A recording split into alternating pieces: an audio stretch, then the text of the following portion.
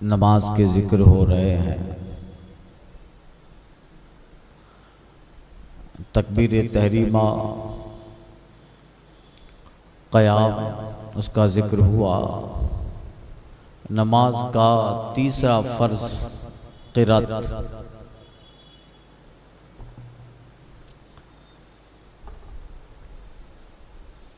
नमाज में जो हम लोग क़िरात करते हैं उसके ताल्लुक़ से ये नमाज का तीसरा फ़र्ज़ है। क़िरात इसका नाम है कि तमाम हुरूफ मखारिज से अदा किए जाए, कि हर हर्फ गैर से सही तौर पर मुमताज़ हो जाए। और आहिस्ता पढ़ने में इतना ज़रूर है कि ख़ुद सुने। अगर हुरूफ की तस्हीह तो की, मगर इस कदर आहिस्ता पढ़ा कि खुद न सुना, और कोई माने रोकने वाली चीज़ मसलन शोर व गुल है या सिक़ल समात ऊंचा सुनने की बीमारी है, ये नहीं है, और उसके बावजूद इतना आहिस्ता पढ़ा कि खुद न सुन सका, तो नमाज न हुई, तो नमाज न होगी। आज चूँकि नई मजलिस है तो वहाँ जाना, इसलिए मुख्तसर तफसीर कल करता हूँ इंशाअल्लाह। यूं ही जिस जगह पढ़ना या कहना मुकर्रर किया गया है, उससे यही मकसद है कि कम से कम इतना कि खुद सुन सके। मसलन तलाक देने, आज़ाद करने, जानवर ज़बा करने, इन सब चीज़ों में इतनी आवाज़ निकलनी चाहिए कि खुद सुन सके, खुद सुन सके। इसी तरह नमाज में, इसी तरह जानवर ज़बाह करते वक्त बिस्मिल्लाह अल्लाहु अकबर इस तरह कहना, खुद सुन सके। अगर इस तरह कहा कि खुद न सुन पाया, सिर्फ होंठ हिले, तो ज़बाह ना हुआ, तो ज़बाह। इसी तरह अगर तलाक होंठ हिलाए मगर खुद न सुन सका, तो भी ना हुआ। तो यही कहा कि जहां पढ़ना कहना मुकर्रर किया गया है, इससे यही मकसद है कि इतना कि खुद सुन सके। मसलन तलाक देने, आज़ाद करने, जानवर ज़बा करने में। मसला मुतलकन एक आयत पढ़ना फ़र्ज की 2 रकातों में, मुतलकन एक आयत पढ़ना फ़र्ज की शुरू की 2 रकातों में, वितर और नवाफिल की हर रकात में इमाम और मुनफरिद दोनों पर फ़र्ज है, दोनों पर फ़र्ज है। और मुक्तदी को किसी नमाज में क़िरात जायज़ नहीं, न फातिहा, न आयत, न आहिस्ता की नमाज में, न जहर की। इमाम की क़िरात मुक्तदी के लिए काफ़ी है। चाहे इमाम मगरिब पढ़ा रहा हो, फजर पढ़ा रहा हो, ईशा या असर और ज़ोहर हो, आहिस्ते सिर्री नमाज, इनमें भी मुक्तदी इमाम के पीछे कुछ नहीं पड़ेगा। हाँ, जो सना वगैरह है वो बात अलग, क़िरात नहीं करेगा, यानी न सूरह फातिहा पढ़ेगा न सूरत पढ़ेगा।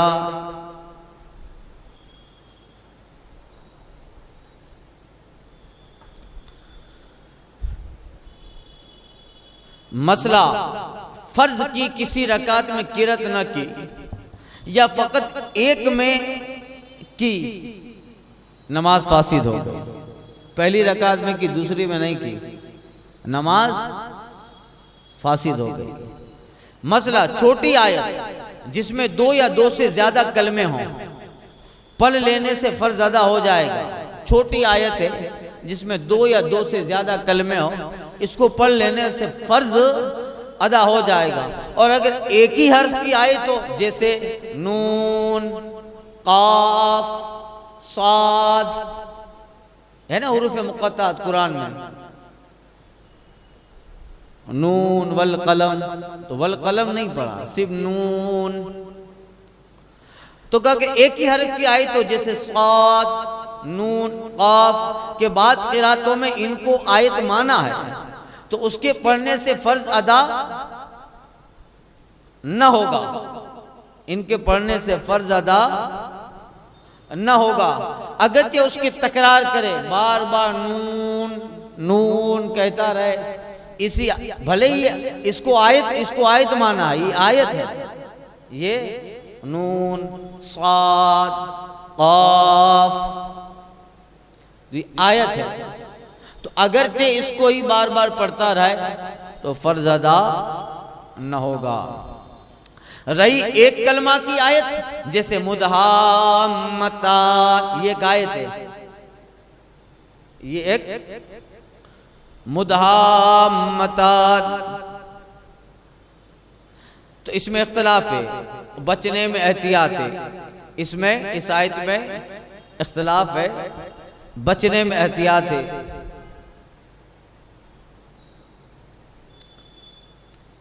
यानी उसको बचता रहे, ये ना पड़े। मसला, सूरतों के शुरू में बिस्मिल्लाहिर्रहमानिर्रहीम एक पूरी आयत है सूरत के शुरू में, मगर सिर्फ उसके पढ़ने से फर्ज अदा ना होगा, उसके पढ़ने से फर्ज अदा, हमारे नजदीक बिस्मिल्लाह भी आयत है मगर इसके पढ़ने से फर्ज अदा ना होगा। ये बिस्मिल्लाह शरीफ तो एक सूरत को दूसरी सूरत से फसल करने के लिए है कि यहाँ एक सूरत खत्म हुई दूसरी शुरू हो रही है। किरात शाज़ा से फर्ज अदा ना होगा, यूं ही बजाय किरात के हिज्जे की नमाज ना होगी, हिज्जे की, हिज्जे होता है ना बच्चों को पढ़ाते हैं, इनसे भी फर्ज अदा ना होगा। अलिफ लाम जब अल हाम हम दाल पेश दू अलहमदू, तो हिज्जे की, तो इससे भी फर्ज अदा न होगा। अब नमाज का चौथा जो फर्ज है रुकू, इतना झुकना कि हाथ बढ़ाए तो घुटने तक पहुंच जाए, इतना झुकना कि हाथ बढ़ाए तो घुटने तक पहुंच जाए, रुकू हो गया। ये रुकू का अदना दर्जा है, और आला दर्जा यह है कि पीठ सीधी हो, अगर कटोरा रख दिया जाए तो रह जाए, प्याला रख दिया जाए तो रह जाए। ये कूजा पुष्ट कि उसका कुब हद रुकू को पहुंच गया हो, रुकू के लिए सर से इशारा, कूजा पुष्ट, कुबड़ा, हैंड्स बैक, आदमी उम्र में झुक जाता है ना, तो इतना झुक गया है, इतना कुबड़ा हो गया है कि रुकू तक पहुंच गया है, तो वे कैसे रुकू करेगा? ये इशारा करे सर से, सर नीचे करे यानी रुकू है, सर ऐसे करे यानी रुकू से उठा। आदमी होता है कुब टेढ़े हो जाते हैं ना, उम्र के साथ साथ पीठ हड्डियां सुकड़ती हैं, तो अगर हैंड्स बैक हो, कुबड़ा जो इस कदर टेढ़ा हो गया है, पीठ झुक गई है कि हद रुकू तक हो गया है, वो तो हर वक्त रुकू ही में रहता है, वो तो हर वक्त रुकू ही में है, तो उसके लिए इशारा करे, गर्दन नीचे कर दे ये रुकू है, गर्दन थोड़ा ऊंचा कर दे यानी रुकू से उठा, ये इशारा है।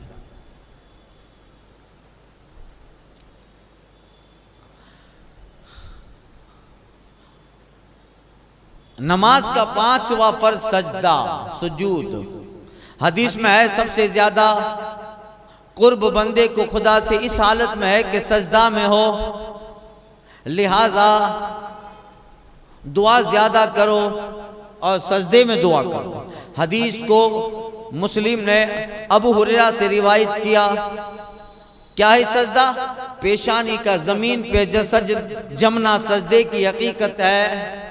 पेशानी का जमीन पे जमना यही सजदा है, और पांव की एक उंगली का पेट लगना,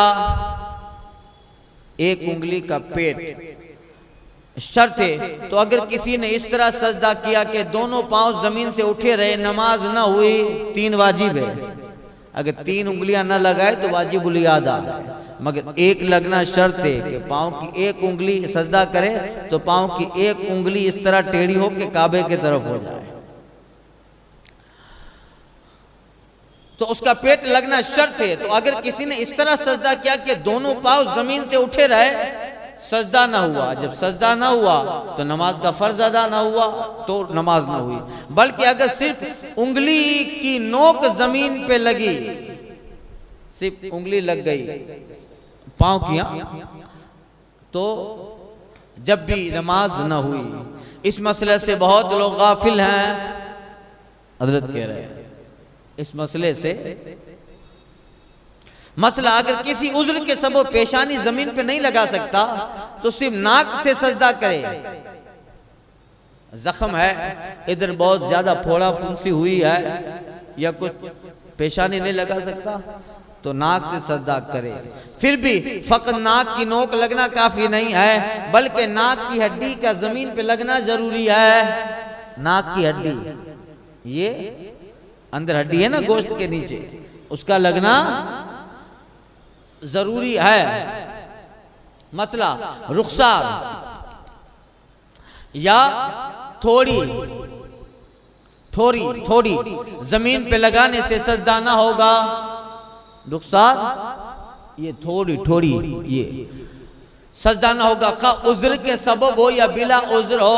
अगर उज्र हो तो इशारे का हुक्म है। अगर उज्र है कि सजदा नहीं कर सकता तो भी गाल नहीं लगाएगा, थोड़ी नहीं लगाएगा, बल्कि गालों से सजदा करना यहूदियों का तरीका है। मसला हर रकात में 2 सजदा फर्ज है। हर रकात में 2 सजदा फर्ज है। मसला किसी नरम चीज मसला घास, रुई, कालीन वगैरह पे सजदा किया तो अगर पेशानी जम गई यानी इतनी दबी कि अब दबाने से और नहीं दबेगी तो सजदा हो गया, वरना नहीं।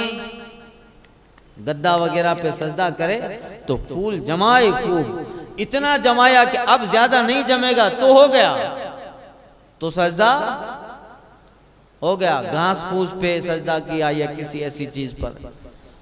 बाद जगह जाड़ों में मस्जिद में प्याल बिछाते हैं, उन लोगों को सजदा करने में इसका लिहाज जरूरी है। अगर पेशानी खूब न दबी तो नमाज न हुई, और नाक की हड्डी तक न दबी तो नमाज मकरूह तेरी में वाजिबुल इआदा हुई। कुमानीदार गद्दे पर सजदे में पेशानी खूब, कमानीदार गद्दे पर पेशानी जो है सजदे में खूब नहीं दबती, लिहाजा नमाज ना होगी। रेल के बाद दर्जों में, बाज गाड़ियों में इसी किस्म के गद्दे होते हैं, इस गद्दे तो उतर कर नमाज पढ़नी चाहिए। रेल की सीट देखिए ना कैसी होती है, और बीच में उसमें स्प्रिंग होती है, कमाने लगी होती है, तो उतर के नमाज पढ़नी चाहिए। मगर अगर फिर भी उसी जगह इस तरह किसी ने इस तरह के गद्दे पर, कमानीदार गद्दे पर या इसी तरह बीच में स्प्रिंग वाले गद्दे निकले, जैसे भी हो उस पे सजदा किया तो इतना जरूरी है कि वो इतना दबाए कि अब न दबेगा।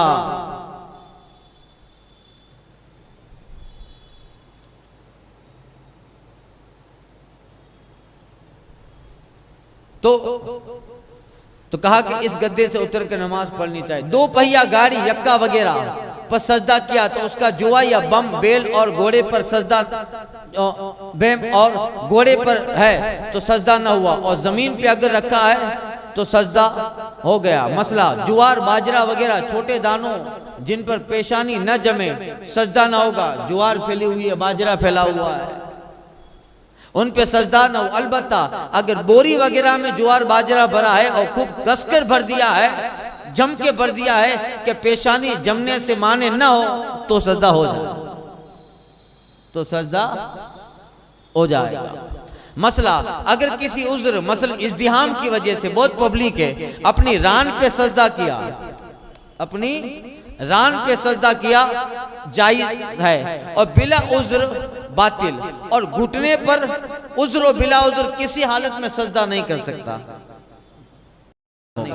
इज्तिहाम की वजह से दूसरे की पीठ पे सजदा किया, इतना ज्यादा रश है कि दूसरे की पीठ पे सजदा किया और वो नमाज में उसका शरीक है तो जायज है, वरना ना जायज।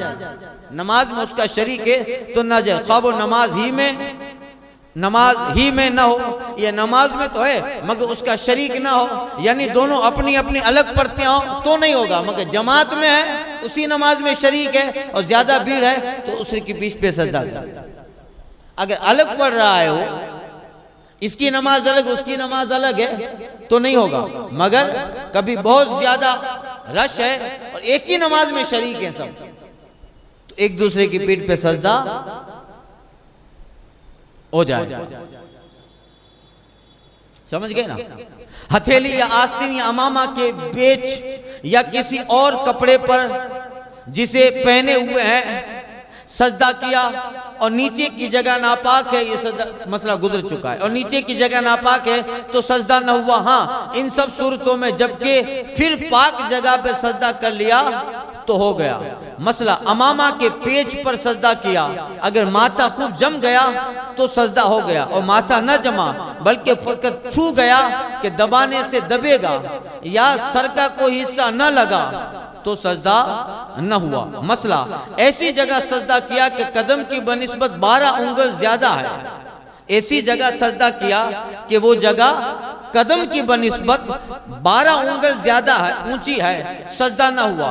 पैर नीचे है और थोड़ा देखो ऐसे बना हुआ है, उधर सजदा पैर उधर रहे और सर इस सहन में रहा, ये थोड़ा ऊपर है ना, तो अगर इतना ऊपर इधर तो हो जाएगा, इतना ऊपर है कि वो जगह 12 उंगल ज्यादा, 12 उंगल तो ना हुआ, उससे कम है तो हो गया। समझिए? मसला किसी छोटे पत्थर पे सजदा किया, अगर ज्यादा हिस्सा पेशानी का लग गया तो होगा वरना नहीं। किसी छोटे पत्थर वगैरह पे सजदा किया तो ज्यादातर पेशानी का हिस्सा उस पत्थर पे लगा तो सजदा हो गया, वरना नहीं। वो ठिकरी पे नहीं होगा जो करते हैं ये वो सूरतें हैं जिन सूरतों में बंदा उस आसानी से दूसरी जगह पे सजदा ना कर सकता हो, ये वो सूरतें हैं। तो ये हो गया नमाज का 5वां फर्ज।